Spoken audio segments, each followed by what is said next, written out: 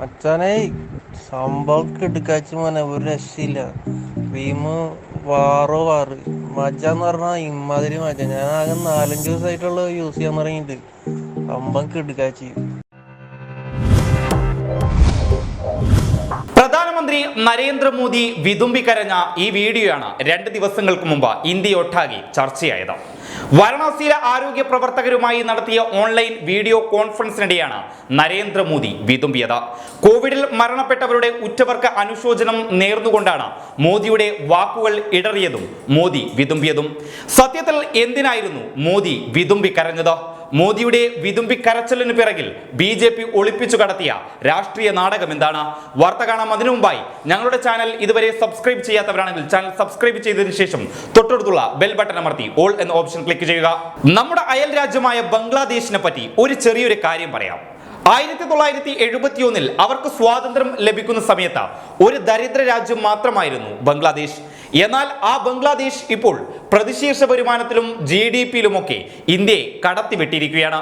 ഒരു രാജ്യത്തിനുള്ളിലെ ഒരാളുടെ വരുമാനം പ്രതിഫലിപ്പിക്കുന്ന സൂചികയാണ് പ്രതിശീർഷ വരുമാനം. ഒരു രാജ്യത്തെ പ്രതിശീർഷ വരുമാനം വർദ്ധിക്കുകയാണെങ്കിൽ ആ രാജ്യത്തെ ജനങ്ങൾ മികച്ച ജീവിതം നയിക്കുന്നു എന്ന് കണക്കാക്കാനാവും. പ്രതിശീർഷ വരുമാനത്തിന്റെ കണക്കുകൾ പരിശോധിക്കുകയാണെങ്കിൽ ഇന്ത്യ ഇപ്പോൾ ബംഗ്ലാദേശിനും പിറകിലാണ്. 2020-2021 വർഷത്തെ കണക്കനുസരിച്ച് $2227 ബംഗ്ലാദേശിന്റെ പ്രതിശീർഷ വരുമാനം. 2019-20 ഇന്ത്യക്ക് $2064 ആയിരുന്നു.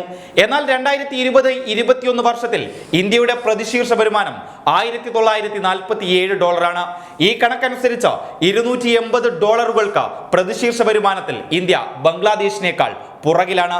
കഴിഞ്ഞ വർഷം ഒക്ടോബറിൽ പുറത്തിറക്കിയ ലോകബാങ്കിന്റെ സാമ്പത്തിക അവലോകനത്തിൽ പ്രതിശീർഷ വരുമാനത്തിൽ ഇന്ത്യയെ ബംഗ്ലാദേശ് പിറകിലാക്കുമെന്ന് പ്രവചിച്ചിരുന്നു.